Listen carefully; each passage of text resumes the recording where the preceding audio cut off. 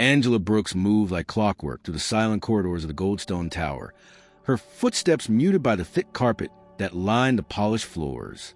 It was just past midnight, and the city of Chicago stretched out below her, quiet in its own way, but never truly still.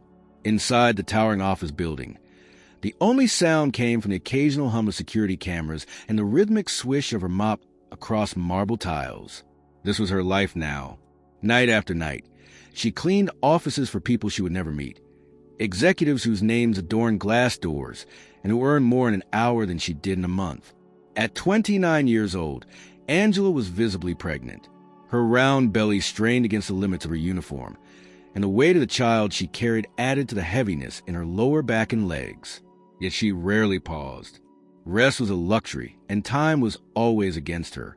With less than 3 weeks until her due date, she still worked 5 nights a week, cleaning 3 floors per shift to keep her income just high enough to cover rent, groceries, and doctor visits.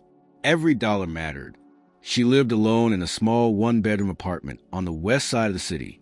Her mother had passed away when Angela was 16, and her father had long since disappeared from the picture. With no siblings and no close relatives, she had learned how to survive on her own. Her pregnancy had not been planned. The father, a man she had briefly dated, had disappeared once he learned she was expecting. She had not heard from him since. Still, Angela never once considered giving up. She'd always done what needed to be done, and this would be no different. The job at Goldstone Tower had been a blessing when she found it. The pay wasn't great, but it was steady. The benefits, minimal as they were, had helped her make it through her second trimester without drowning in medical debt. Most importantly, it gave her routine. Angela was always punctual, arriving at work 20 minutes early and leaving only once her floors sparkled and the garbage bins were empty. Her supervisor, Linda Carter, had once remarked that she was the most reliable worker on the night crew. That comment, brief and half-hearted, had meant more to Angela than Linda likely realized. But even the most reliable gears in the machine can be thrown off by a single moment. For Angela, that moment came on a rainy Tuesday morning in late October. The sky had been a dull, slate gray when she left her apartment just before 5 o'clock, wearing her worn-out coat and a thick scarf wrapped around her neck. A steady drizzle tapped on the windows of the city bus as she sat with her gloved hands resting on her belly, her eyes scanning the sidewalks that blurred past. The city looked tired, as if it had forgotten how to wake up. Angela stepped off the bus 2 blocks from the Goldstone Tower and began her usual walk. Her path took her past shuttered stores and darkened restaurants, the smell of wet asphalt rising in the air. She moved slowly, carefully. The sidewalks were slick, and her body was heavy with the nearing end of pregnancy. But she was on time, as always. In 20 minutes, she would swipe her badge, clock in, and start with the executive conference rooms on the 34th floor. That was the plan. That had always been the plan. She didn't expect to see anyone out at that hour. But as she turned a corner near an alley, she spotted a figure collapse on the ground just outside a cafe's entrance. Her first instinct was caution. Chicago wasn't always safe, especially before dawn. But something about the way the man lay, crumpled on his side, motionless, overcame her fear. She moved closer. He was older, perhaps in his 70s, with silver hair matted against his forehead. Blood ran from a gash above his left eyebrow, mixing with the rainwater pooling beneath him. His suit, though damp and wrinkled, was expensive. His eyes were half open but unfocused. He tried to speak, but only managed a low groan. Angela dropped to her knees beside him, ignoring the cold soaking through her pants. She reached into her bag and pulled out her phone with trembling fingers. The rain made the touchscreen hard to use, but she managed to dial emergency services. Her voice was calm but urgent as she gave her location. She tore off her scarf and pressed it gently against the man's wound. "You're okay," she murmured. "Help's coming. Just stay with me." Cars passed by in the distance, but no one stopped. Angela remained by the man's side, sheltering him from the rain as best she could. When the ambulance arrived 7 minutes later, the paramedics quickly took over. One of them asked if she had witnessed the fall. Another wanted to know if she was family. She shook her head, explaining that she was just passing by. Still, she didn't leave. Something kept her there. When they lifted the man onto a stretcher, he reached out blindly. Angela instinctively took his hand. He held it with surprising strength for someone so fragile. One of the medics noticed. "He's scared," the woman said. "You calm him down. Would you mind riding with us until he's stable? Sometimes a familiar face helps." Angela hesitated. Her shift started in 10 minutes. She had never been late, but then she looked at the man's pale face and trembling fingers. She nodded. "I'll go." She climbed into the back of the ambulance, still clutching her bag. Her uniform was soaked, her hair plastered to her scalp.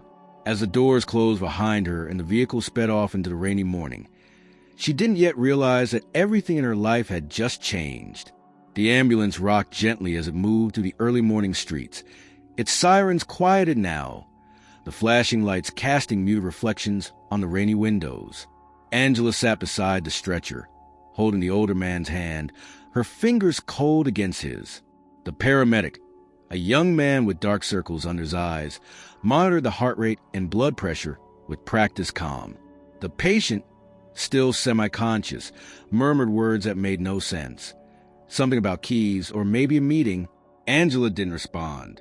She just held on, hoping he would feel a little less alone in that sterile metal box, speeding toward a hospital she didn't even know the name of. Her uniform clung to her, soaked through from kneeling on the pavement. A damp strand of hair clung to her cheek, and she wiped it away absent-mindedly. Her bag rested on the floor near her feet, the strap twisted, the zipper half open. She didn't even remember putting it down.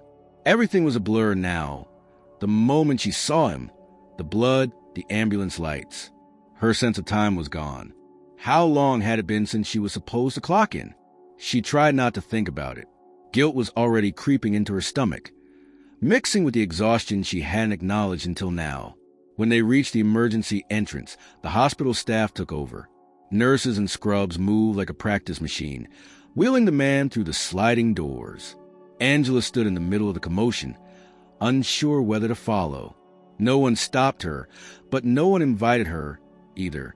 She watched until he disappeared into the bright-lit corridor, then slowly made her way to a bench by the wall. Her legs ached as she sat. She was aware of the time now. It was already past 7 o'clock in the morning. She looked down at her phone. A single text message blinked on the screen. It was from her supervisor, Linda Carter. "If you're not here in 5 minutes, don't bother coming in at all." Angela stared at the message without reacting. The screen dimmed after a moment, then went dark. She didn't respond. A nurse walked by and paused, glancing at her. "You with the gentleman they just brought in?" Angela nodded, her voice slow and unsure. "Yes. I found him. He was alone." "Well, that was a good thing you did," the nurse said, offering a tired smile before moving on. Angela stayed seated for another 10 minutes before deciding to leave. The hospital smelled of antiseptic and something faintly metallic. She stood slowly, her knees stiff, and made her way out into the drizzle. The rain had lightened, but it hadn't stopped. She wrapped her arms around herself, more for reassurance and warmth, and walked 3 blocks to the nearest bus stop. On the ride back downtown, she rehearsed what she would say, how she found the man, how she couldn't just leave him, how she had called an ambulance. She knew Linda wouldn't care, but she had to try. Maybe if she explained clearly enough, her boss would show some understanding, just enough to let her keep the job for 2 more weeks. That was all she needed. When she stepped into the building's employee entrance just after 8 o'clock, the lobby was already buzzing with early office workers. She ignored the stairs and walked past them toward the janitorial office. Her shoes left wet prints on the polished floor. Her badge, when she swiped at the side entrance, beeped but the door didn't unlock. She tried again. Nothing. Then she saw Linda approaching, her face like stone. "Angela," she said flatly. "My office. Now." Angela followed her in silence down the narrow hallway. Linda's heels clicked against the tile, sharp and fast. The janitorial office was sterile and small, with a desk, 2 chairs, and a wall of lockers. Linda didn't sit. She turned and held out a printed paper. "Termination notice," she said. "Effective immediately." Angela's heart dropped. She didn't even take the paper. "Wait, Linda, please. I didn't just skip out. I helped someone. He was hurt, bleeding. I called an ambulance. I rode with him to the hospital. You're 2 hours late," Linda interrupted coldly. "I don't care what the reason is. You left your post without notice." "I didn't have time to call anyone," Angela said, her voice beginning to shake. "I didn't even know his name, but he could have died. I thought—" "We don't pay you to think," Linda snapped. "We pay you to show up on time. And if you can't do that, we'll find someone who can." Angela stared at her. Her soaked clothes clung tighter with every second. "Linda, I only have 2 weeks left. I need this job. I have nothing else right now." "You should have thought about that before disappearing during your shift," Linda said, tossing the paper on the desk. "Like I said, you're replaceable. We can't afford unreliable staff. End of discussion." Angela felt a tightness in her chest, like the walls were closing in. She couldn't breathe properly. She turned away without another word, grabbing her bag from the corner of the room. The other cleaners were just arriving for the day's shift, and they paused as she passed, their eyes wide. She didn't meet their gaze. Outside, the rain had finally stopped, but the cold had deepened, and the city felt harder somehow. Angela walked slowly down the block, not sure where she was going. Her phone buzzed again in her pocket, but she didn't check it. She just kept walking. By the time she reached the corner store near her apartment, her stomach had started cramping, not from the pregnancy, but from the stress. She hadn't eaten since late last night, and now she could barely think straight. She stepped inside and picked up a bottle of water and a pack of crackers, then stood at the counter digging through her wallet. When she handed over the last few dollars she had in cash, she realized her bank account was almost empty. Rent was due next week. She still hadn't picked up the prenatal vitamins her doctor had prescribed. There were no groceries at home, and her next check, what was supposed to be her final paycheck, was now uncertain. As she stepped back into the street, the sun was beginning to rise behind thick clouds, casting a pale light over the damp pavement. She paused, leaning against a lamppost, her hand resting on the curve of her stomach. She whispered softly, "I'm sorry, baby. I tried." The words vanished into the morning air. Angela didn't cry, not yet. She couldn't afford the release. Not while she still had decisions to make, steps to take, a future to somehow construct from the shattered pieces of her morning. She started walking again. Her body was tired, but her mind was already calculating. What did she have left? Could she ask for a loan? Was there any way to delay rent? Could she take a temporary job? Something fast? But who would hire someone 9 months pregnant? The options were few, and time was running out. She reached her apartment and climbed the narrow stairs, every step echoing in the quiet building. Once inside, she dropped her bag, kicked off her wet shoes, and stood in the middle of the room, staring at nothing. The walls were thin, the furniture old, the windows drafty. But it was hers, and now it might not be for long. The day stretched ahead of her like a challenge, one she wasn't ready for, but one she had no choice but to meet. And somewhere in a hospital across town, the man she'd helped lay unconscious, unaware of the woman who had just sacrificed everything for a stranger's life. The apartment was silent, save for the occasional creak of the old radiator that hadn't worked properly since spring. Angela sat motionless on the couch, her coat still damp and draped around her shoulders. A faint chill hung in the air, not quite cold enough to see her breath, but sharp enough to make her toes curl inside her socks. She clutched a mug of lukewarm tea that she had barely sipped. Her phone lay face down on the coffee table, untouched since she returned home. The termination notice was crumpled on the floor by the door, where she had tossed it without reading past the first line. The hours slipped by. Mid-morning faded into noon, and by the time the light outside shifted to early afternoon gray, Angela hadn't moved more than a few inches. Every time she closed her eyes, she saw Linda's face, expressionless, final, and heard the phrase echo again in her mind, "You're replaceable." The words weren't just cruel. They were a verdict. She knew she should be doing something. Searching job boards, making phone calls, looking for a way forward, but a heavy paralysis had set in. It wasn't just about the job. It was what it meant to lose it now, so close to the end. With every tick of the clock, the due date drew nearer, and her resources were vanishing faster than she could replace them. A knock at the door startled her. She flinched, carefully set the mug on the table, and stood with a wince. Her lower back throbbed, a dull ache that had been growing over the past few days. She crossed a small room and opened the door slowly, her heart suddenly pounding. It was Mr. Delaney, the landlord. He was in his 60s, tall and wiry, with sharp nose and an ever-present clipboard tucked under his arm. His gaze dropped to her belly before flicking back to her face. "Afternoon," he said curtly. "Got a minute?" Angela nodded cautiously. "Yes." He stepped inside without waiting for an invitation and stood near the window. "Just doing rounds," he said, flipping through papers.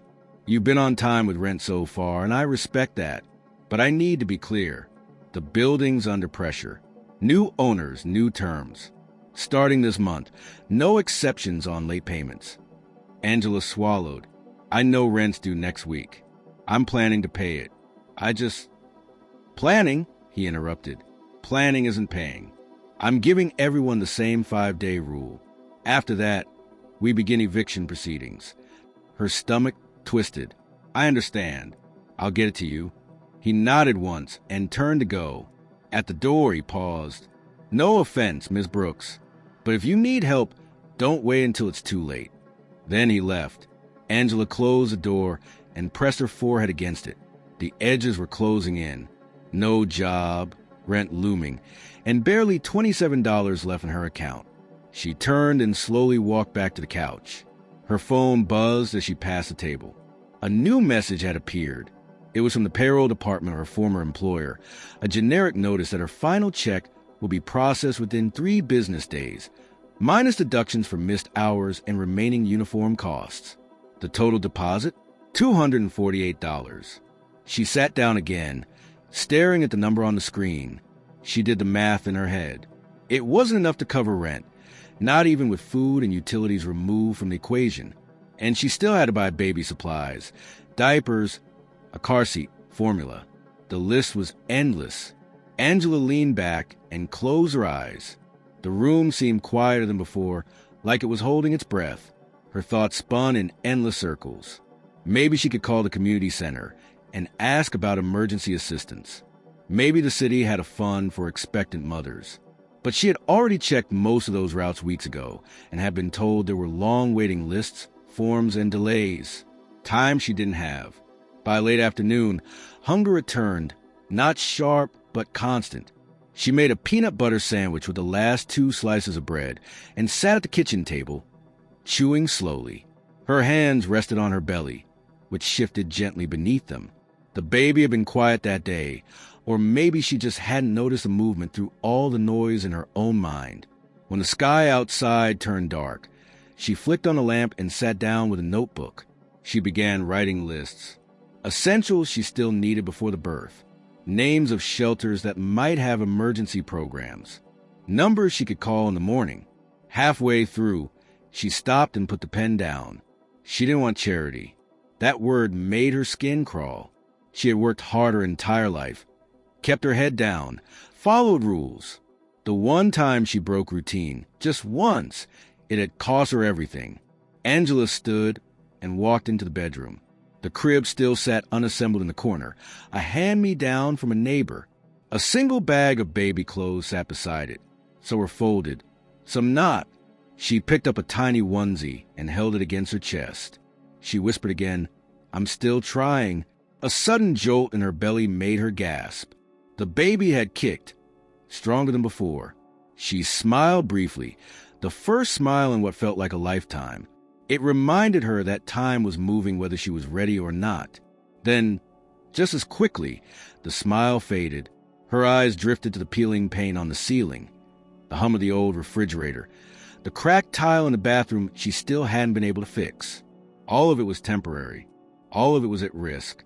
She didn't sleep that night. She lay on the couch with the television off, the city's distant noise drifting in through the cracked window. Her mind wouldn't slow down. She kept replaying the moment outside the cafe, the man's bleeding head, the ambulance, the hospital room. It felt surreal now, like something that happened to someone else. By morning, nothing had changed. She made instant coffee and sipped it while watching the light crawl across the floor. Then came another knock at the door. Not the landlord. This time it was different, gentler, more hesitant. She opened it and found a woman standing in the hallway, dressed in medical scrubs beneath a dark coat. She held a small envelope in her hand. "Hi," the woman said, offering a tentative smile. "You're Angela Brooks?" Angela hesitated, then nodded. "Yes." The woman extended the envelope. "This is for you. I was asked to deliver it personally. The man you helped yesterday, he's at the hospital where I work. There was a note left with his chart for you." Angela took the envelope slowly. The woman gave a quick nod and turned to leave before Angela could ask anything else. She closed the door and stared at the envelope for a long moment before opening it. Inside was a short note, written in careful, uneven handwriting. To the woman who stayed. "Thank you. My son will want to speak with you. He has my number. W.H." Angela sat down, the note trembling in her hands. Her heart pounded, not from fear, but from something else entirely. Possibility. She didn't know who W.H. was. She didn't know what his son wanted. But for the first time since she'd lost her job, the world shifted slightly, like a door cracking open. Angela stood in the middle of her living room, the note from the hospital still clenched in her hand. The soft hum of the refrigerator was the only sound in the apartment. Outside, the wind scraped against the building, rattling the loose pane in the window frame. She stared down at the careful handwriting one more time before folding the note and tucking it into the small wooden box where she kept bills, appointment reminders, and a few ultrasound photos. Whatever this message meant, it wasn't money. It didn't erase what she was facing. She pulled out her notebook again. This time, instead of lists, she wrote numbers: rent, overdue bills, minimum grocery costs, transportation. The total stared back at her like a cruel joke. Even if she skipped meals, begged for extensions, and pawned the old TV, it still wouldn't bridge the gap. That afternoon, Angela took the city bus to the Southside Family Resource Center, a crowded building tucked between a laundromat and a boarded-up hardware store. The line inside stretched along the hallway, and the stale air smelled of coffee, bleach, and anxiety. A man in a security jacket handed her a clipboard with forms. As she filled them out, she overheard whispered conversations. Eviction threats, job losses, sick children. Each voice mirrored her own fears. When her number was called nearly 2 hours later, she sat across from a caseworker named Marla, a tired-looking woman in her 40s, who wore reading glasses and clicked her pen with every other sentence. "You're pregnant, unemployed, and facing eviction. Is that right?" Marla asked, scanning the form. Angela nodded. "I was fired after being late just one time. I helped someone who was injured, and—" "I understand," Marla interrupted. "Unfortunately, eligibility for emergency aid requires verification of income loss, proof of housing risk, medical documentation, and usually a waiting period. We can expedite your case, but realistically, funds are stretched. It could take up to 3 weeks." "I don't have 3 weeks," Angela said quietly. Marla sighed and handed her a folder. "This has a list of shelters with prenatal programs. Call every one of them. Sometimes there are cancellations. That's the best I can do right now." Angela left the building without opening the folder. She walked 2 blocks before realizing she had no idea where she was going. Her feet hurt. Her back was screaming, and every bus that passed reminded her how far she was from anything resembling stability. She found a bench near a parking lot and sat, pulling her coat tighter. She stared at a rusted dumpster and fought the rising tide of despair. Her phone buzzed. A text from the clinic reminded her of her upcoming prenatal appointment in 3 days. She almost laughed. Would they still see her if she couldn't pay? Would she even still be in her apartment by then? That evening, Angela checked her bank balance again. The paycheck had come in just under $250, exactly as stated. After subtracting the cost of food for the week and a refill on prenatal vitamins, she would have enough left to pay only a fraction of her rent. She tried calling her landlord to ask for an extension, but the call went straight to voicemail. She didn't leave a message. She spent the next morning contacting every shelter listed in the folder Marla had given her. Most were full. A few took her name, but offered no guarantees. One had a wait list of 16 families. By midday, her voice was hoarse, her throat dry from repeating the same desperate question over and over. Do you have space for a pregnant woman? None of the answers were yes. By the third day, she stopped calling. Her energy was gone. Her world had become a tight circle. The apartment, the empty pantry, the stack of unopened mail.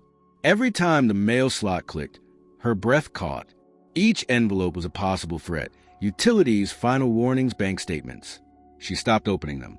Late that night, she stood in the bathroom staring at herself in the mirror. Her face looked older, the bags beneath her eyes deeper. She unbuttoned her shirt slowly and turned sideways. Her belly was full, round, and impossibly fragile. She placed her hands over it and whispered, I'm not going to let them take this from us. I don't care what I have to do.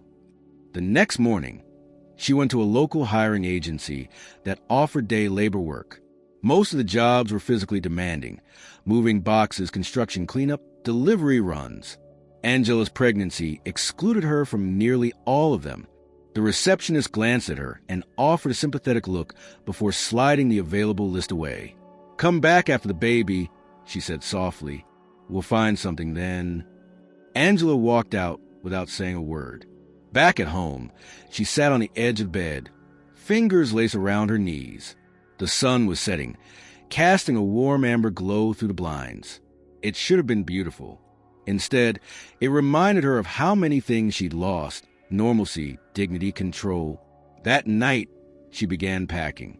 Not everything, just the essentials. A small duffel with a few outfits, her prenatal paperwork, the ultrasound images, and the baby clothes she couldn't bear to leave behind. She didn't have a plan yet, but she couldn't wait for the eviction notice to appear. If she had to go to a shelter, she wanted to walk in with her head held high, not be dragged out by someone indifferent to her circumstances. The next morning, on her way back from buying formula with the last of her cash, she passed the same cafe where she'd found the injured man. There was a new awning over the entrance and a chalkboard sign with a daily special. She paused outside the door and looked down at the exact spot where he'd been lying. It was clean now, with no trace of the chaos from days before, but it had changed everything. She turned to walk away, but before she reached the corner, a sleek black car pulled up the curb. The passenger window rolled down. "Miss Brooks," a man's voice called out. Angela stopped, startled. A man in a dark suit leaned toward the open window, holding a phone in his hand. "My name is Daniel. I work for Mr. Nathan Hensley. He's been trying to reach you." Angela stared at him, too stunned to speak. "He asked me to find you," Daniel continued. "May we talk?" She hesitated, eyes darting to the car, the street, the growing weight of her bag on her shoulder. "What does he want?" she asked cautiously. "I think it's better if he explains himself," Daniel replied. "We'd like to invite you to the hospital. Mr. Hensley's father is asking for you personally." Angela felt her heartbeat change rhythm. She didn't answer immediately. Her mind moved quickly through what she had to lose, then circled back to the fact that she had almost nothing left. Finally, she nodded once. "Take me there." As she climbed into the car, a strange calm settled over her, not peace, but a quiet readiness. Something was about to shift again. She didn't know what it would bring, but this time, she would be ready for whatever came next. Angela sat in the back seat of the sleek black car, hands resting on her lap, the duffel bag tucked at her feet. The hum of the engine filled the space between her and Daniel, the quiet man in the front seat who had identified himself as working for Nathan Hensley. Through the tinted windows, the city passed in slow motion, wet streets glinting in the low morning sun, pedestrians hunched against the cold. Her mind was a whirlwind of questions, but she said nothing. She didn't trust her voice yet, not until she had more than a note and a name. The silence finally broke when Daniel spoke without turning around. "Mr. Hensley asked me to bring you as soon as we found you. I apologize for the delay. There were privacy concerns at the hospital." Angela frowned slightly. "Why is he looking for me?" "I already got a note from the man I helped." I'm not authorized to explain much, Daniel replied carefully, but you'll get answers shortly. Mr. Nathan will meet us at the hospital. Angela didn't respond. She turned her gaze to the passing buildings again, trying to steady her nerves. It wasn't just the uncertainty that unsettled her. It was a contrast. Being chauffeured in a luxury car after spending days figuring out how to afford peanut butter and rent. Everything about this moment felt borrowed. 20 minutes later, the car pulled up in front of Northridge Medical Center, a private hospital with spotless stone walkways and discreet security. Daniel opened her door before she could reach for the handle. She stepped out slowly, her back aching, her legs stiff from sitting too long. A man in a navy overcoat stood just beyond the glass entrance. He looked to be in his late 30s, tall, with a composed expression that barely masked the strain beneath his eyes. As Angela approached, he offered his hand. "Miss Brooks? I'm Nathan Hensley. Thank you for coming." Angela hesitated, then shook his hand. His grip was firm, but not overbearing. "I didn't have much choice," she said. "Your driver was persuasive." Nathan offered a tight smile. "I can imagine. Still, I appreciate it. My father, well, he's recovering slowly, but he made it very clear he wanted to speak with you, personally." Angela looked past him toward the hospital doors. "Why? I don't even know his name." "Walter Hensley," Nathan said, watching her reaction. "My father. You found him outside that cafe 3 days ago. He slipped, hit his head, lost consciousness. If you hadn't stayed..." He trailed off, but the implication hung in the air. Angela nodded slowly. "I didn't think. I just acted. Anyone would have done the same." Nathan shook his head. "No, they wouldn't have." He stepped aside and gestured toward the entrance. "He's awake now. We can go up." The hallways inside were polished, lined with soft lighting and modern art. It didn't smell like a hospital, more like a luxury hotel with medical staff. Angela followed Nathan into a private elevator, silent except for the soft ding of ascending floors. When they stepped into the recovery wing, 2 nurses looked up immediately, offering polite nods. Nathan led her to a door marked room 721. He paused with his hand on the knob. "Just to warn you, he's a bit direct, but he's been asking for you since the moment he woke up." Angela's pulse quickened. She nodded, and Nathan pushed the door open. Walter Hensley lay propped up in bed, pale but alert, his silver hair combed neatly back. An oxygen tube ran beneath his nose, and his left hand rested atop the blanket, twitching slightly as he looked toward the door. "There she is," he said, his voice gravelly but strong. "The woman who kept me from dying like a dog on the sidewalk." Angela blinked. "I didn't do anything heroic. I just..." "You stayed," he interrupted. "You called for help. You didn't leave. That's rare." Nathan stepped forward. "Dad, this is Angela Brooks." Walter squinted at her for a moment, then nodded. "Sit. Let's talk." Angela sat in the chair beside the bed, unsure of what to say. The silence stretched long enough for her to feel the weight of the room pressing on her. "You're pregnant," Walter said bluntly. She nodded. "Still working?" "Not anymore." He raised an eyebrow. "Why not?" Angela glanced at Nathan, then looked back at Walter. "Because I was late for work. After I helped you." Walter stared at her for a long beat. "They fired you?" "Yes." He scoffed.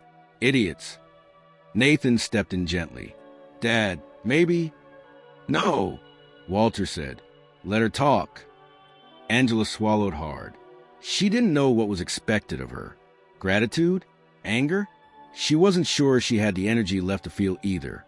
"I'm just trying to stay afloat," she said. "I was 2 weeks from maternity leave. I didn't think stopping to help someone would cost me my job, but it did. That's where I am." Walter looked at her with narrowed eyes, then shifted slightly in bed. "Do you know who I am?" "Only your name," she said. "Nothing else. I used to run Hensley Capital. Retired a few years ago. My son runs things now. We do a bit of philanthropy, most of it behind the scenes." Angela nodded slowly, unsure where this was going. "I don't like owing debts," Walter said, "especially to strangers." But I owe you, not because you saved my life. Doctors did that, but because you stayed. That matters. Angela exhaled. You don't owe me anything. I didn't do it for a reward. Walter smiled faintly. Even better. He looked at Nathan. Get her information. We'll talk again soon. Nathan pulled out his phone. I'll need your number and address, if that's okay. Angela hesitated, then gave them both. She had little to lose now, and whatever this was, it was real. They walked her out together. At the elevator, Walter remained behind, nodding once more. You'll hear from us soon. Nathan accompanied her all the way to the lobby. As they stepped outside, Angela turned to him. What does he mean by that? Nathan shrugged. My father isn't known for giving away compliments or second chances. But when he finds something or someone he believes in, he doesn't let it go. Angela frowned. I'm not looking for charity. I know, Nathan said, and that's exactly why this might work. Angela stared at him, unsure what to say. He extended his hand again. I'll be in touch soon. She shook it, then turned to walk away. The sky had cleared, the wind easing slightly. For the first time in days, there was no rain. But even with the streets dry, her steps remained cautious. She didn't trust the ground beneath her just yet. Still, there was something different now. She had no job, no income, no certainty about what would happen next. But someone had seen her, someone powerful, and he had not forgotten.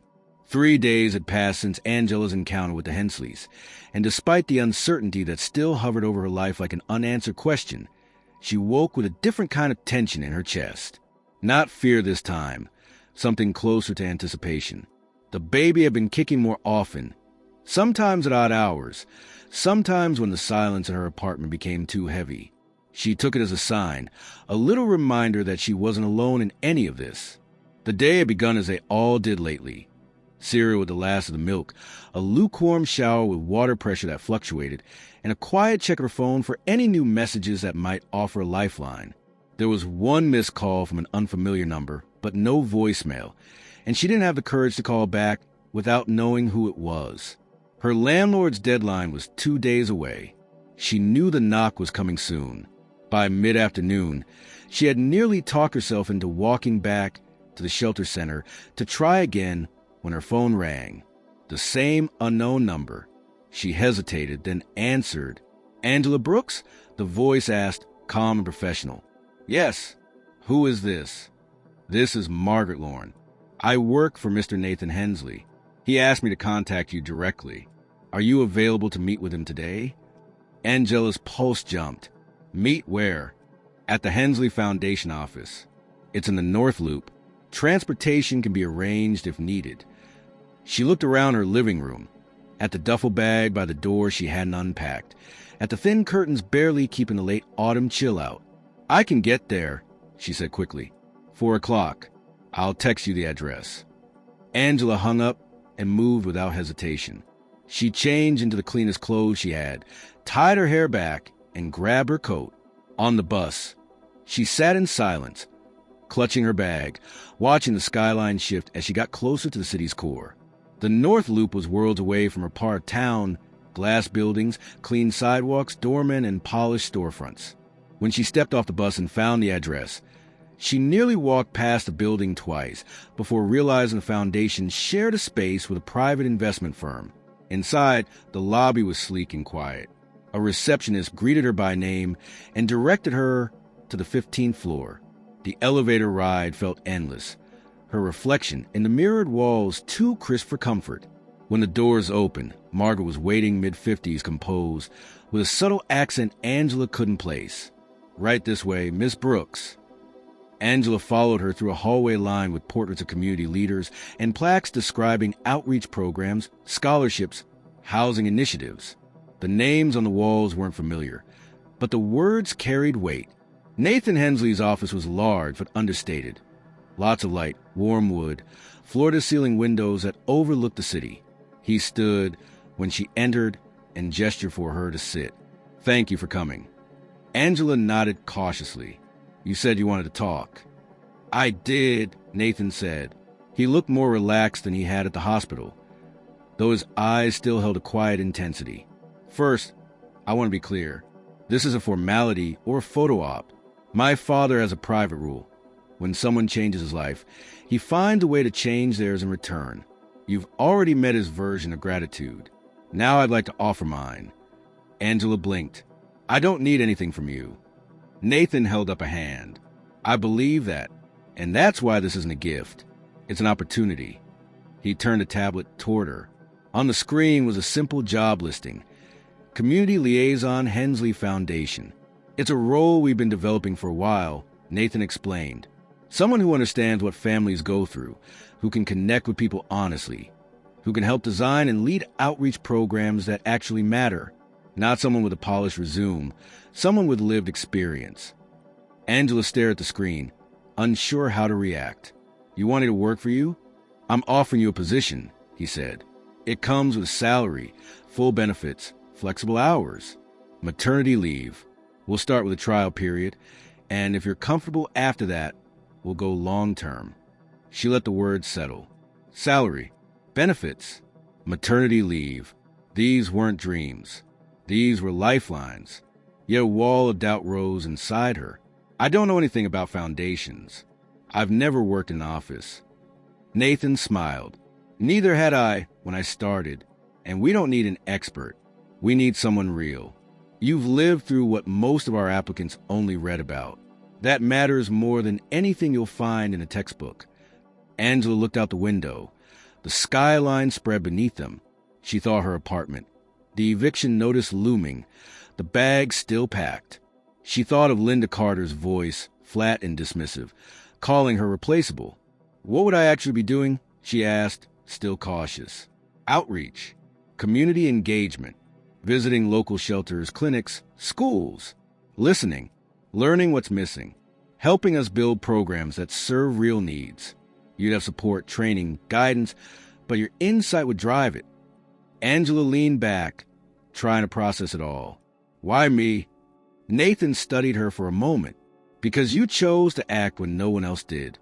Not because you wanted anything in return, but because it was right. That's the kind of person we want shaping our work. He stood and walked to a nearby cabinet, pulling out a folder. Take this. It has everything. Contract terms, benefit details, a temporary housing offer if you're interested. No strings. You can take your time deciding. Angela reached for the folder with both hands, her fingers trembling slightly. I'll think about it, she said softly. Nathan nodded. Good. I hope you'll say yes. But even if you don't, we'll make sure you're not left out in the cold. She stood, folder in hand. Thank you. As she left the building, the weight in her chest shifted. It didn't disappear. Nothing ever did, but it loosened just enough to breathe. The ride home felt different.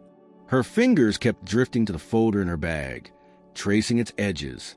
She didn't know what choice she would make, but for the first time in weeks, there were choices at all. That night, she sat at her kitchen table with a pen in hand. The document spread in front of her. The numbers made her heart stutter. Starting salary more than triple what she had ever earned, health care with prenatal coverage, housing assistance. And Nathan's note, handwritten on the last page. We believe in you. Let us prove it. She didn't cry. She didn't celebrate. She read everything twice, then 3 times. And when the knock finally came on the door at 10 in the evening, her landlord with a clipboard and a practice speech ready, Angela met him not with panic, but with calm. I'll have the rent by the end of the week, she said. He hesitated, studying her face. Something had changed. All right, he said slowly. You've got until Friday.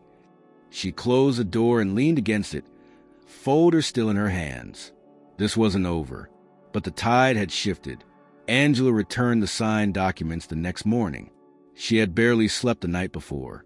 After reading the contract under every possible light in her apartment, cross-referencing words she didn't fully understand, and pacing from the window to the kitchen a dozen times, she reached a decision just before sunrise. It wasn't just the offer. It was the trust behind it. Someone had looked past her current situation, her unwashed clothes and half-empty fridge, and seen something of value. That belief meant more than the benefits on the page. The foundation's office was quieter than before, the hum of early workday routines setting in. Margaret greeted her with a simple nod and took the envelope containing her sign forms without comment. 10 minutes later, Angela sat across from Nathan again, this time with a steadier posture and a firmer voice. "Then it's official," he said, scanning the signatures. "Welcome to the foundation, Angela." She smiled, the gesture small but real. "Thank you for the chance." "No need to thank me. You earned this," he replied. "We'll start slow. There's no rush, especially with your due date so close. You'll meet the community outreach team tomorrow. Just shadow for now. Observe, give feedback. Let us know what feels natural." He handed her a key card, a small branded notebook, and a folder labeled orientation packet. She took them carefully, as if they might vanish if she blinked too hard. "We've also arranged temporary housing," he added. "A foundation property on the north side. Furnished, clean, quiet.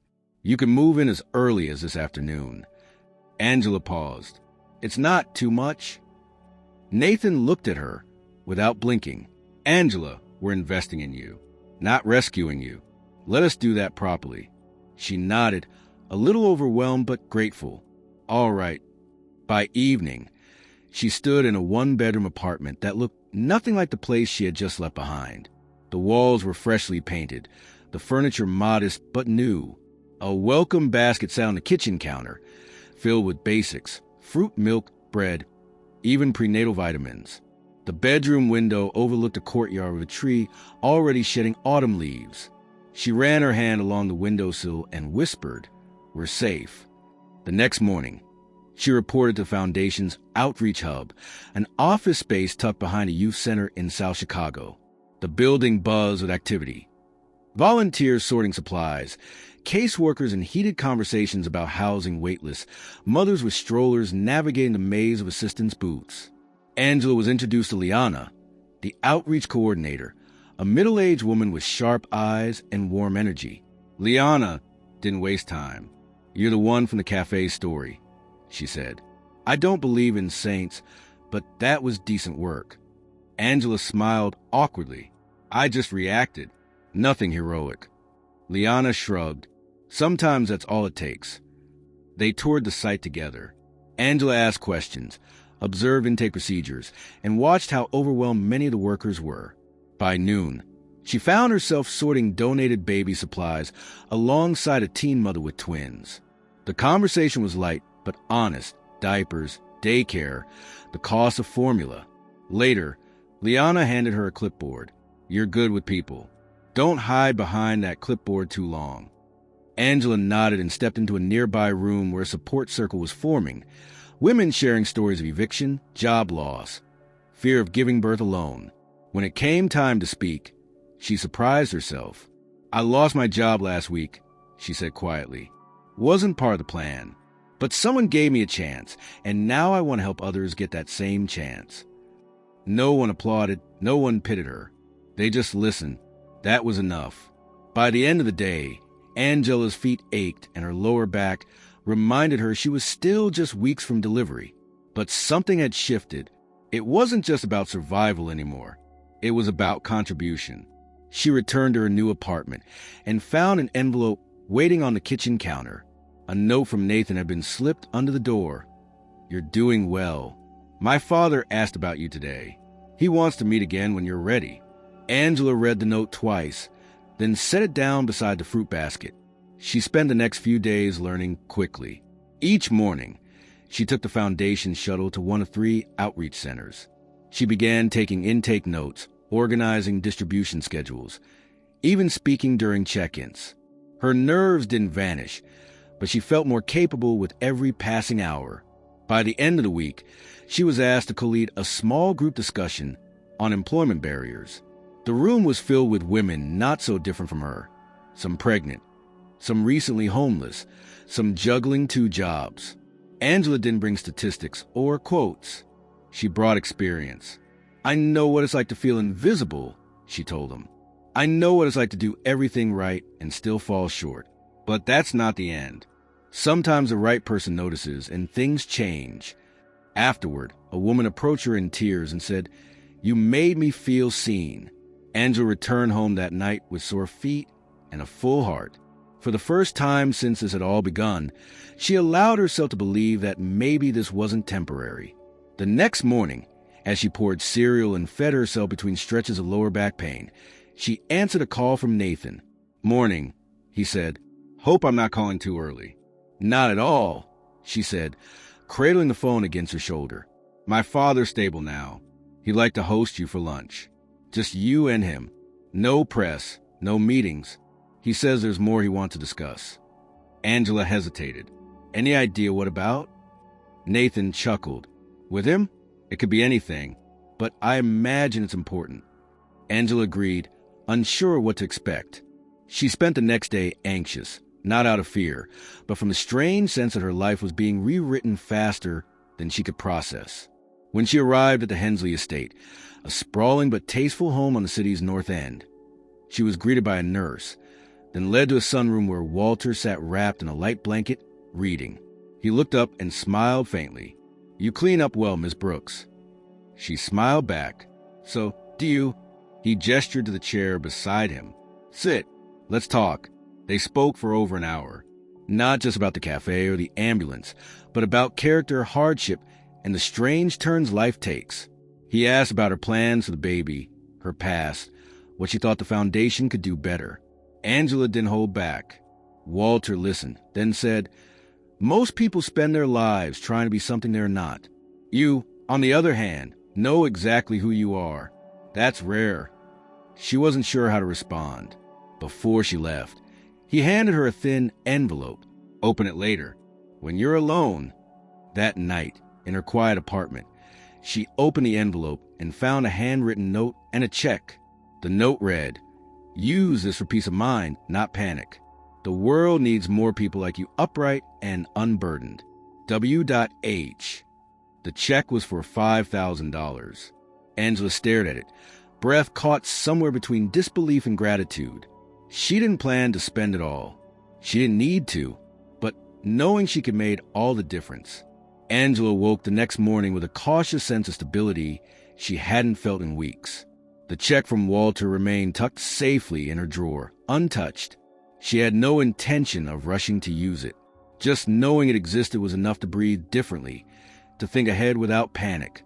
The apartment felt more like home now, less like a temporary shelter and more like a space she might actually build something from. She made tea, turned on the radio to a low hum, and stretched slowly, cradling her belly as she moved through the morning. She arrived at the Foundation's outreach center just before 9 o'clock, where the energy was already buzzing. Liana greeted her with a nod and a quick update about a new referral program the team was launching. Angela joined a morning briefing, offered her feedback on how to structure a support session for new mothers, and scheduled a visit to a local women's shelter for later that week. Her confidence had grown. She no longer second-guessed every sentence. She knew her voice carried weight now. But just after 11 o'clock, everything shifted. Angela was reviewing resource applications in the shared workspace when her phone buzzed. It was a number she didn't recognize, but the area code was local. Expecting perhaps a shelter follow-up or a delivery confirmation, she answered casually. "Hello? Is this Angela Brooks?" a woman's voice asked, stern and clipped. "Yes, speaking." "This is Denise Merrow from the State Unemployment Claims Office. I'm calling regarding your recent appeal for benefits." Angela sat up straighter. "Yes, of course. I submitted the paperwork last week. I'm calling to inform you that your appeal has been reviewed and denied. Based on documentation submitted by your former employer, your termination was classified as for cause, specifically job abandonment." Angela blinked, stunned. "Abandonment? I left to help someone in a medical emergency. I explained that in my application. I even included documentation from the hospital. The employer cited that you did not notify a supervisor or request leave before leaving your post." Denise continued, her tone void of sympathy. "Under current policy, that qualifies as grounds for immediate dismissal and disqualifies you from unemployment insurance." Angela's stomach dropped. "But I didn't abandon anything. I tried to do the right thing. I helped save a man's life." I understand this is upsetting, the woman replied, clearly rehearsed. You may reappeal in writing, but unless new documentation is provided, the decision will stand. Before Angela could say more, the line went dead. She stared at the phone, her breath caught halfway between a protest and a plea. The room around her moved on, voices and papers and meetings continuing as if her world hadn't just tilted again. She stepped outside without a word, finding the narrow alley beside the building where she could be alone. The air was cold and dry, biting her throat as she tried to calm the panic creeping back in. Unemployment was never part of the long-term plan, but it had been a fallback, something to carry her through the post-birth weeks if things got tight. And now it was gone. Denied because Linda Carter had followed through with her cruelty, had made sure the system believed Angela had simply walked off the job. She didn't cry. Not yet. She just stood there, fists clenched, the echo of the word abandonment ringing louder than it should. She stayed outside longer than she intended, long enough for Liana to come looking. "You all right?" she asked, approaching gently. Angela turned to her, forcing composure. "I just need a minute." Liana didn't push. She just nodded and said, "I'm here when you're ready." Angela returned inside eventually, finished her shift in silence, and declined an invitation to join a staff coffee chat after hours. She rode the bus back to her apartment, her fingers tense on the metal rail, thoughts spiraling again. She was doing everything right. She was showing up. She was contributing. And still, the system punished her for making a choice rooted in compassion. That evening, after a silent dinner and a long shower, she lay on her couch, eyes closed, trying to breathe evenly. Then, the second blow came. An envelope had been slipped under her door. She recognized the lettering immediately. Her landlord's script. Inside was a formal 5-day notice to vacate. She read it 3 times, each line colder than the last. No mention of her recent communication. No acknowledgement that she had promised the rent. Just a stark deadline and an outline of next steps if she failed to comply. Angela dropped the paper onto the floor and sank back into the couch, both hands over her belly. She felt a flutter, sharp and unexpected. From the baby, a kick, strong and urgent, as if in protest. She whispered, "I'm trying, I swear. I'm doing everything I can." She pulled out her phone and dialed the foundation office, hoping to reach anyone, who could help clarify next steps on her housing agreement. But it went to voicemail. She tried Margaret's line. No answer. Finally, in a last attempt, she texted Nathan directly. "Hi, I'm sorry to reach out late. I just got a 5-day notice from my old landlord. I thought we had coverage through the foundation housing. Can you please advise?" The message showed as delivered, but no reply came. An hour passed. Then another. She paced the living room. She reread the housing documents. Nothing mentioned official lease transfers. Nothing mentioned landlord coordination. And suddenly, doubt crept in. Had something gone wrong in the processing? Was she only supposed to be in the apartment temporarily? Had she misunderstood? By midnight, still no reply. She sat at the table, eyes scanning the eviction notice again, tried to understand where things had broken down. At 1 a.m, her phone buzzed. "Apologies. Currently abroad for meetings. I'll have Margaret review your file first thing Monday. Sit tight until then." Angela stared at the screen. Abroad, unreachable, Margaret, who had already left for the weekend. Monday was 5 days away. Sit tight. She looked around the apartment. The fridge now stocked, the crib assembled, the baby bag finally packed and waiting in the corner, and realized how fragile it all still was.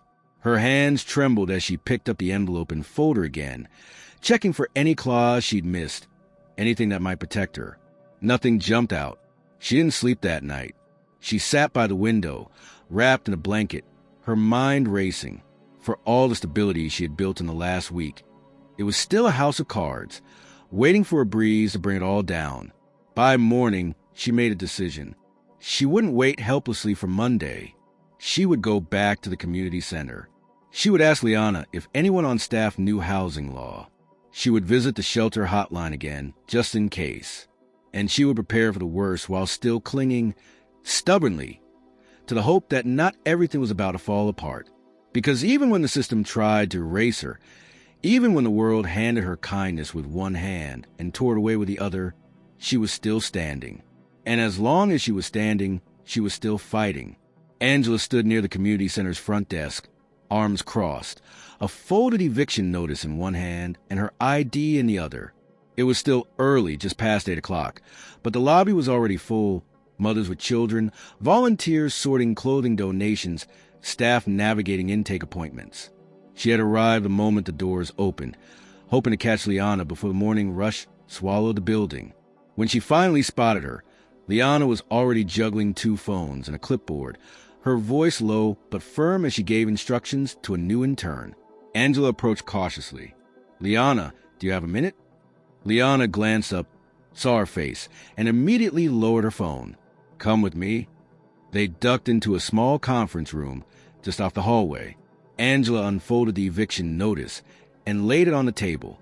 She explained what happened the night before. The notice slipped under her door, the unanswered messages, Nathan's text from abroad, and the unresolved housing agreement. Liana read everything in silence. "This doesn't make sense," she said finally. "The foundation is meticulous about housing arrangements." Angela shook her head. "I thought so too. But the lease isn't in my name, and now the old landlord is threatening removal by Friday. I can't wait until Nathan gets back. I need help now." Liana pulled out her phone. "I'm going to call someone I know.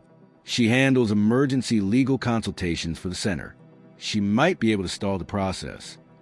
Angela exhaled in quiet relief. "Thank you." Liana held up a hand.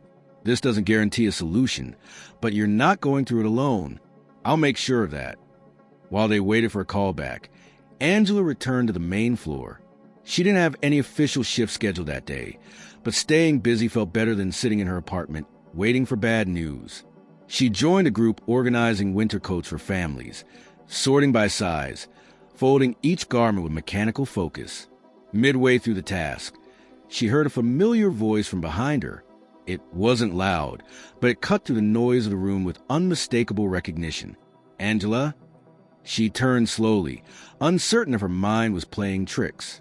But the woman standing just a few feet away was unmistakable, even after months apart. "Tasha?" Tasha Bell had once been a janitor at the Goldstone Tower too, one of the few who had ever tried to befriend Angela. She had disappeared without warning about 6 months prior. At the time, Angela had assumed she'd found a better job, or had finally given up on dealing with Linda Carter's daily microaggressions. Now she stood with a clipboard in one hand and a foundation badge clipped to her shirt. "I can't believe it's really you," Tasha said, stepping closer with a wide-eyed smile. "I heard the rumors, but didn't think it could be true." Angela blinked. "Rumors? That someone from our old crew saved some rich guy's life and ended up working at the Hensley Foundation." Tasha laughed. "I thought it was a stretch. But here you are." Angela managed a shaky smile. "Here I am." Tasha pulled her into a brief hug. "I started working here 2 months ago. Outreach Division.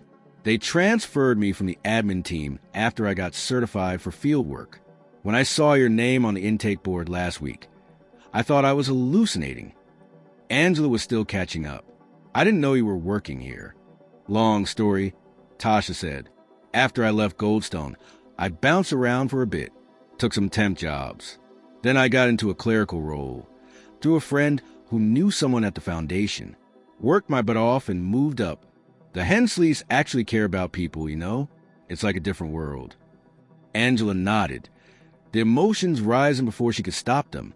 "I'm trying to stay in that world. But right now, things are slipping again." Tasha's expression changed instantly. "What's going on?" Angela explained the eviction situation in quiet detail. Tasha listened closely, jaw tightening as she absorbed the story. "God, that's so like Linda. She always knew how to twist a knife." Angela looked up.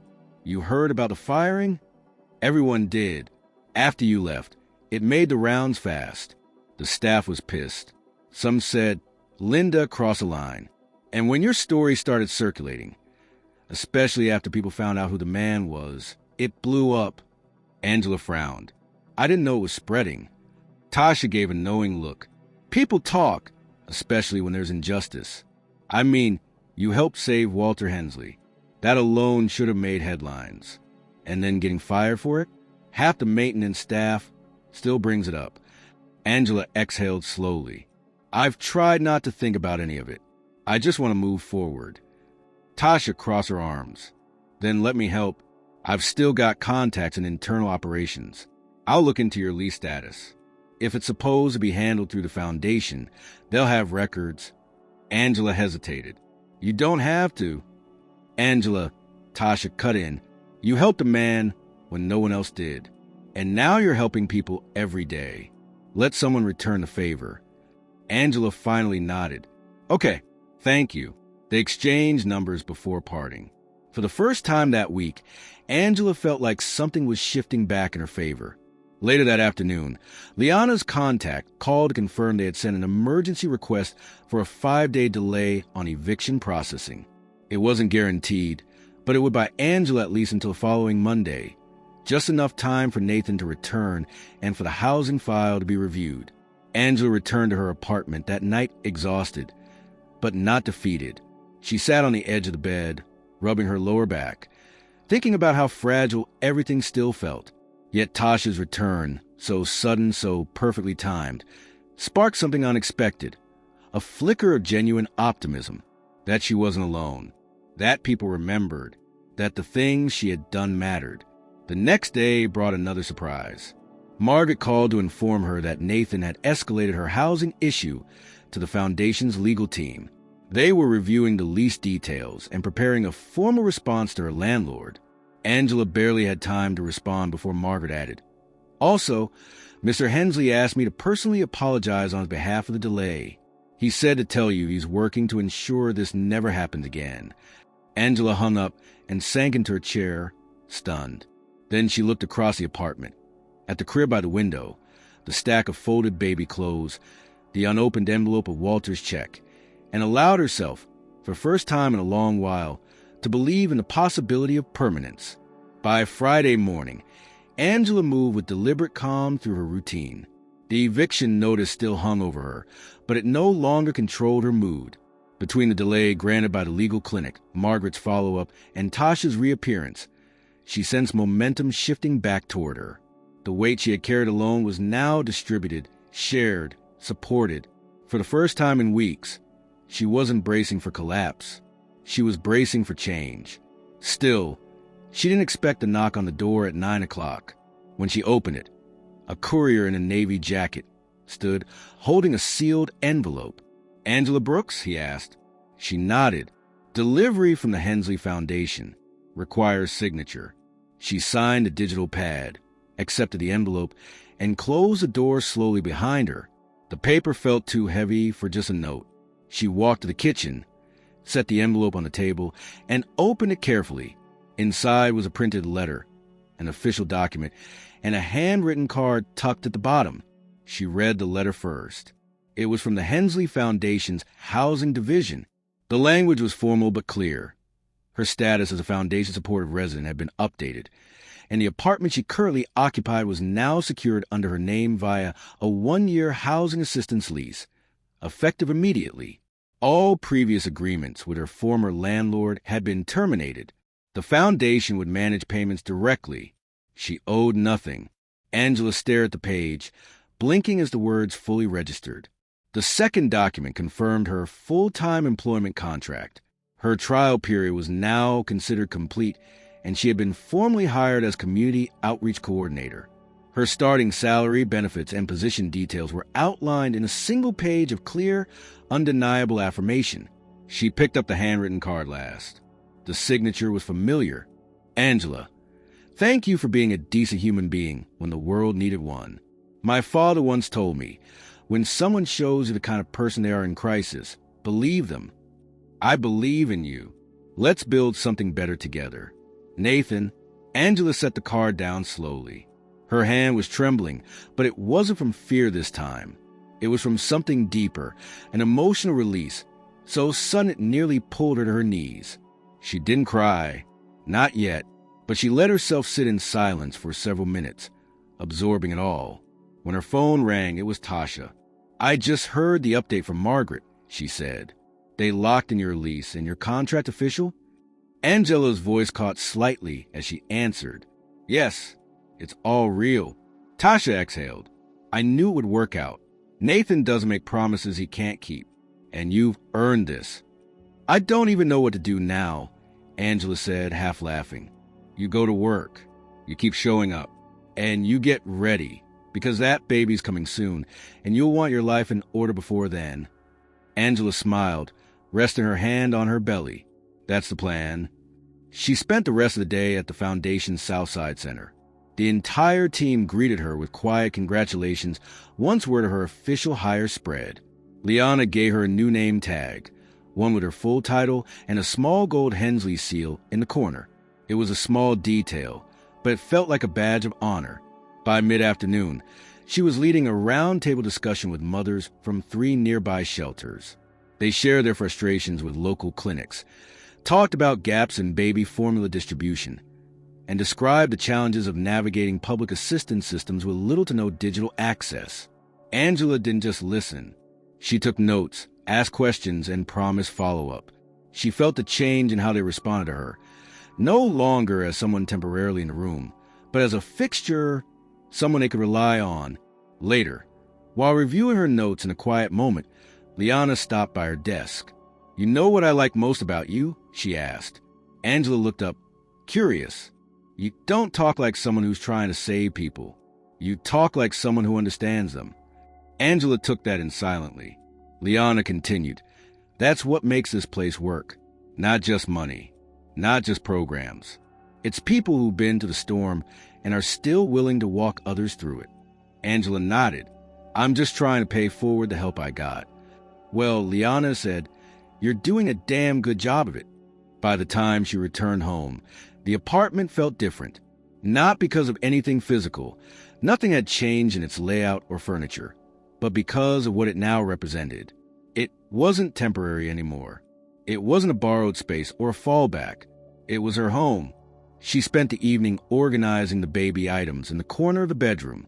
She had picked up a few more essentials throughout the week: a breast pump, a swaddle set, a pack of diapers, and finally began folding and arranging everything with care. The crib, once a symbol of uncertainty, now felt like a promise. When she lay down that night, she opened her journal and wrote a single line: "This is what turning a page feels like." The next day brought something else unexpected. A local journalist, Olivia Tran, contacted the foundation after hearing rumors about Angela's story from a hospital worker who had seen the original ambulance arrival. Nathan had forwarded Olivia's inquiry to Angela with no pressure attached. "I wanted you to decide," his message read. "Your story, your call." Angela thought about it for a long time. She didn't like the idea of attention. She had spent so much of her life in the background, surviving quietly, avoiding spotlights. But part of her also knew that stories like hers mattered, not because they were dramatic or miraculous, but because they were real. And if her story could force someone, somewhere, to think twice before judging a person by their worst day, maybe it was worth sharing. She called Olivia the next morning and agreed to meet. They sat in a small cafe near the foundation office, far from the cafe where it had all begun. Angela told her everything, not with embellishment, not for sympathy, but with honesty, about the job she lost, the man she helped, the chain of events that followed, and the quiet moments where she nearly gave up. Olivia listened carefully and asked thoughtful questions. When they parted, she promised to treat the story with dignity. Angela walked back to the foundation office alone, the autumn wind catching the edges of her coat. She no longer felt like she was drifting through her life. She was steering it now, charting a course that wasn't perfect but was entirely hers. Whatever came next, she would be ready.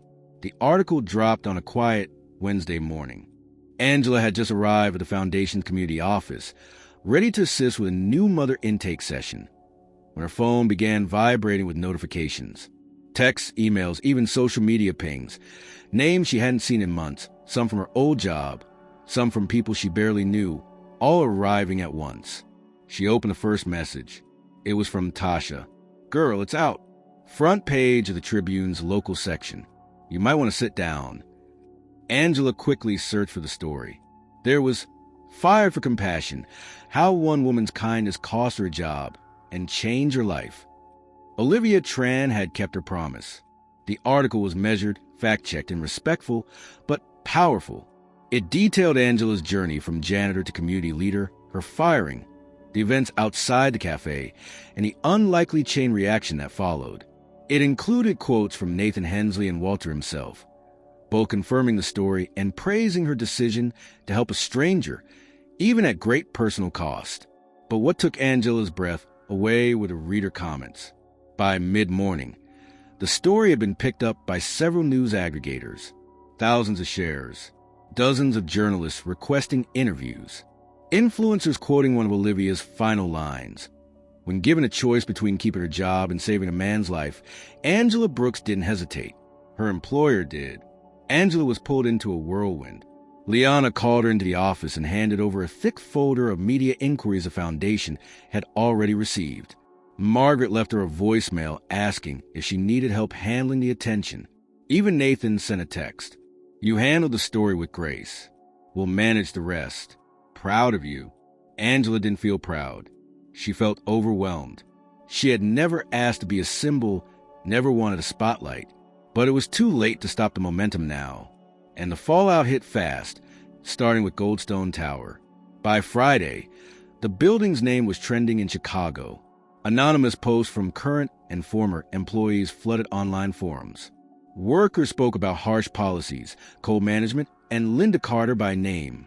Screenshots circulated showing company memos that minimized compassion and emphasized zero-tolerance punctuality enforcement. The internet didn't take kindly to it. Then came the op-ed columns. Several local publications condemned Goldstone's handling of Angela's firing. A prominent workplace rights attorney called it a textbook case of unethical termination under the guise of policy enforcement.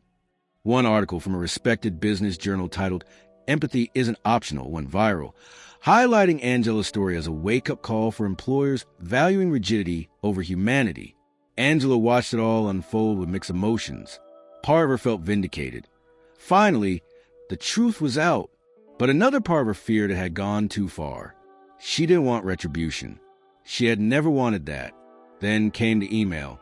It arrived late Saturday night. A plain message from a private Gmail account. The subject line read, "I owe you an apology." Angela opened it, already sensing who it was from. "Angela, I don't expect you to forgive me, and I wouldn't blame you if you deleted this. But I wanted to say it anyway. I was wrong. I was under pressure. I made a decision without listening, without asking, without considering what was actually happening. I told myself I was following policy, protecting the company, setting a standard. But the truth is, I let fear and ego drive me. I've been placed on leave pending an internal review, and frankly, I deserve it. I don't know if you'll ever respond, but I hope you know this. You did the right thing. I didn't. Linda." Angela read the message 3 times.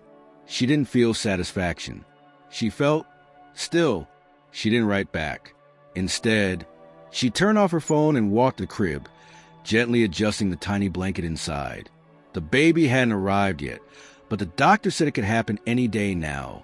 Angela had packed her hospital bag. Tasha had offered to be her emergency contact. Liana had rearranged the outreach schedule to give her full leave time. Everything was ready. On Sunday morning, she woke to another article. This one came from a national outlet. The headline was simple: "Compassion over Consequence. The Chicago story that's changing the workplace conversation." Angela didn't read it. She closed the browser and made breakfast instead.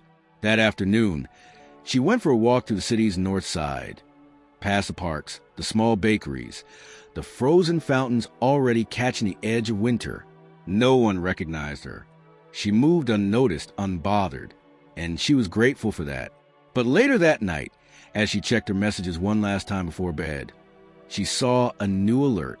A petition had been started, demanding legislative protection for employees who leave work to assist in emergencies. It was already nearing 20,000 signatures. Angela stared at the screen, stunned. She wasn't just a story anymore. She had become a spark, something bigger than she had ever intended. And still, she stayed grounded. At the foundation the next day, she met with a young mother named Kira who had just been turned away from a shelter due to space limits. Kira was exhausted, frightened, and nearly due. Angela sat with her in the small consultation room and listened to her story. When Kira broke down and said, "I just want to feel safe before my baby comes," Angela gently reached across the table and said, "You will, I promise. We're going to make sure of it." And she meant it, because if everything she had endured had brought her to this chair, to this moment, to being the person someone else could trust, then it had all been worth it. The first snow came early that year. Angela stood at the window of her apartment just after dawn, watching thin flakes drift between the buildings and coat the sidewalk in a soft, white shimmer. She held a warm mug in both hands, her breath calm, her thoughts steady. Her maternity leave had officially begun. Her body was slower now, more fatigued, the baby's weight pulling her into a new rhythm of movement and rest. But her mind was more focused than it had ever been. The apartment was quiet, save for the occasional creak of the heater and the sound of a nearby kettle starting to boil. The crib sat ready in the corner, diapers stacked neatly, bottles sterilized and arranged in the cupboard. Tasha had helped assemble everything the previous weekend. They had spent most of that Saturday laughing and talking through baby names, reminiscing about how different life had been just a few months ago. Angela still hadn't made a final decision on a name. She was waiting for the moment. She wanted it to feel right when she saw her daughter for the first time. The name would come then. She was sure of it. With a full week left before her due date, Angela found herself drifting into a new routine. Simpler, more intentional. She spent her mornings journaling, her afternoons walking through the nearby park trails when the sidewalks weren't too icy, and her evenings reading or calling the women she had recently helped with the Foundation's outreach program. Even on leave, she couldn't help checking in. She called Kira every other day. The young mother had been moved into a transitional apartment with the help of a partner organization and had finally scheduled her first postnatal medical checkup. Angela had promised to meet her once her own baby arrived. There was already talk of support circle they could co-lead in the new year. Angela's idea, born from the stories and needs she'd witnessed firsthand. She received a handwritten letter from Walter Hensley that same week. It was brief, dignified, and deeply sincere. "Angela, my health is improving, and with it, my respect for those who carried me through the darkest days. What you did, what you continue to do, is the kind of legacy that outlives boardrooms and foundations. If ever you feel this world forgetting who you are, remember that I will not. With gratitude, Walter Hensley." She folded the letter gently and placed it beside the one he'd left her in the hospital. It wasn't about the recognition, but having it in writing, in his own hand, felt like a chapter marker in her life, one she hadn't expected to reach. The media noise around her story had begun to settle. The national attention had quieted into thoughtful editorials and policy discussions. Several advocacy groups had picked up the momentum, using her case as a reference point in legislative efforts to protect workers facing emergency decisions. Angela no longer felt like the center of anything, and that was just how she wanted it. Still, the outreach center buzzed with the ripple effects of her story. More women were showing up, not because they wanted to meet her, but because they had heard what the foundation had done, how it had supported someone like them, and they believed it might support them too. That, to Angela, was the real change. Not headlines, but trust. Nathan called her once a week to check in. Their conversations were never long, but always thoughtful. "You don't have to worry about anything right now," he told her during their most recent call. "Just rest, focus on the baby, and know that we're ready for you whenever you're ready to return." Angela appreciated his respect for her space. He never pushed, and yet she could feel the weight of his belief in her through every word. The foundation had also sent her a gift basket the week before, filled with baby essentials and a personal note from the team. It wasn't excessive, just practical and kind. Diapers, wipes, gentle bath soaps, a soft fleece blanket embroidered with her initials. She hadn't cried when she opened it, but the blanket, simple and quiet, stayed in her lap for hours after. On the morning of her last prenatal appointment, Angela sat alone in the exam room, one hand resting on her belly, the other scrolling through a note on her phone where she started writing a letter to her unborn daughter. "I don't know what you'll look like yet," she had written, "but I know this. You are already loved. You've already changed the way I see the world. And I will make sure, no matter what, that you always know what it means to be valued." The doctor confirmed everything was progressing smoothly. The baby was healthy, head down, and ready to arrive at any moment. She was sent home with gentle warnings about watching for signs, keeping her hospital bag by the door, and resting as much as possible. That night, as snow continued to fall outside, Angela received a knock at the door. She opened it to find Kira, bundled in a thick coat, holding a small thermos and a brown paper bag. "I know it's late," Kira said, "but I made soup, and I just needed to see someone who gets it." Angela welcomed her in without hesitation. They sat at the kitchen table, sipping soup, trading stories about pregnancy cravings and sleepless nights. Kira talked about her fear of going into labor alone. Angela reassured her, gently and honestly, that the fear never fully left, but that strength always found a way through. It was nearly midnight when Kira left. As Angela cleaned the dishes, she realized something quietly profound. This was her life now. Not the soup or the snow, but the space she had created. The safety, the warmth, the presence. She wasn't surviving anymore. She was living, and not just for herself. She sat by the crib a while longer, rubbing slow circles over her belly, humming quietly. The baby moved gently in response. Not restless, not in a hurry, just present. Angela leaned forward and whispered, "Whenever you're ready, I'm ready too." The city outside had gone still, blanketed in snow, softened by silence. In that quiet, everything felt aligned. Not perfect, but whole. The contractions began just after 2 o'clock in the morning. Angela had been awake, lying still, a hand resting lightly on her belly as the snow continued to fall outside her window. At first, it felt like a cramp, a slow tightening low in her abdomen, dull and familiar. But when it returned again 15 minutes later, stronger, more purposeful, she knew.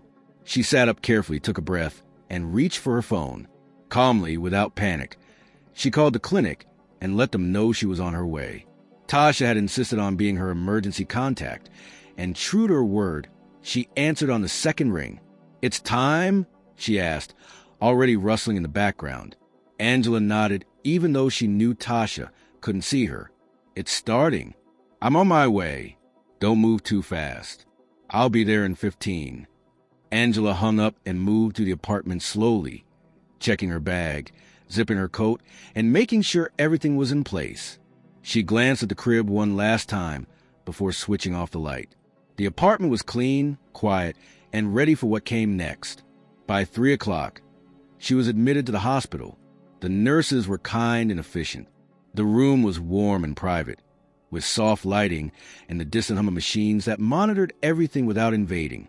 Tasha remained at her side, holding her hand, rubbing her shoulder during the harder waves, distracting her between contractions with stories, small jokes, and silent presence when words weren't needed. Labor moved slowly. Angela breathed through each surge, focusing not on the pain, but on the rhythm of her body, the way it knew what to do without needing instruction. Her doctor arrived just after sunrise, checked her progress, and gave her a reassuring nod. "You're doing beautifully," she said. "Won't be long now." By late morning, the world narrowed to a single focus. Angela barely noticed the snow still falling outside or the hum of the hallway. All she felt was the strength within her. The push, the pull, the fire, the focus. Time dissolved. Pain became power. And then, at exactly 11:32 in the morning, her daughter was born. The room shifted instantly. The sound of monitors faded beneath the sharp, beautiful cry of new life. Angela reached out with trembling arms as the nurse placed the baby on her chest, warm and wriggling, impossibly small and incredibly alive. Her skin was flushed, her hair dark and wet, her tiny fist clenched as though already prepared to fight the world. Angela wept silently, cradling the child against her, kissing her forehead, whispering a name she had chosen only moments before. "Hope," she said. "Your name is Hope." Tasha stood nearby, wiping her eyes without shame. The doctor smiled. The nurse adjusted the blankets, and for a few long minutes, time stood still. Later that day, after Angela had been moved to recovery and Hope had been cleaned, swaddled, and checked over, a nurse entered with a vase of white lilies and a card attached with a simple ribbon. Angela opened it, already suspecting who it was from. "Hope is the right name. For both of you. Congratulations, Nathan and Walter Hensley."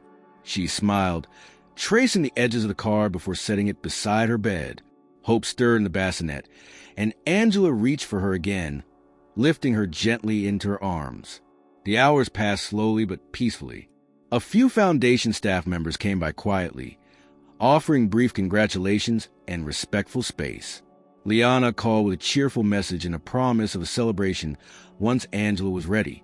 Even Margaret sent flowers with a note that read, "The whole outreach team is already in love with her." Angela spent the next 2 days in the hospital, adjusting to the rhythm of motherhood. The nights were long, filled with soft crying and constant feedings, but the exhaustion felt purposeful. She had never been more tired, but never more fulfilled. When it was time to return home, the Foundation arranged for transportation. The nurse wheeled her through the main corridor while she held Hope in her arms, bundled tightly against the cold. As they exited into the snow-lined sidewalk, Angela saw Tasha waiting beside the car, already clearing a space in the back seat for the infant seat. "You ready?" Tasha asked.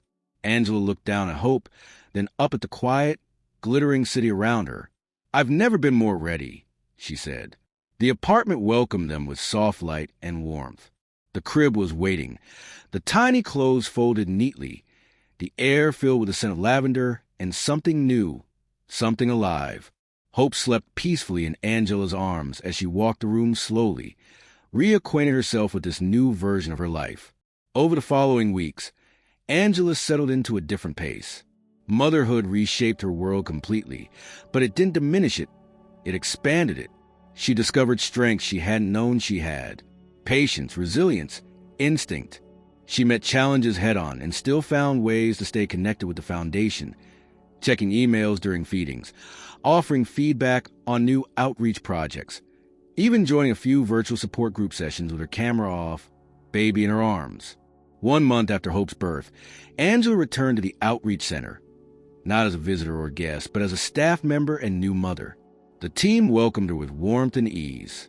She brought Hope with her, tucked into a sling as she greeted the women waiting in the lobby, sharing soft smiles and gentle encouragement. She launched the support circle she had envisioned, Hope Circle, a group for mothers navigating hardship, transition, and rebuilding. The name was both literal and symbolic. Women came each week, shared their stories, and built something real together. Angela didn't lead from a podium. She sat with them, listened, offered experience, and held space. And word of her work began to spread, not through newspapers this time, but through quiet recommendation. Women who had once walked through fire telling other women, "Go see Angela. She gets it." One evening, as she sat feeding Hope beneath the glow of the kitchen light, Angela thought about how close she had come to giving up, how many moments had tried to crush her. The night she was fired, the eviction notice, the silence after her calls. Each moment could have broken her, but they hadn't. She had chosen to keep going, to believe in herself just long enough for someone else to believe in her too. Now, holding her daughter, she whispered softly, "This is your world, baby girl, and I'll help make sure it's a kind one." As snow fell again outside the window, covering the city in quiet light, Angela Brooks, once a pregnant janitor walking alone in the rain, sat in the home she had earned, holding the future in her arms. She had helped a man in need. She had been cast aside. She had risen. And now, she was building something lasting, not just for herself, but for every woman like her who had ever been told she was replaceable. Because kindness had changed everything, and it still would.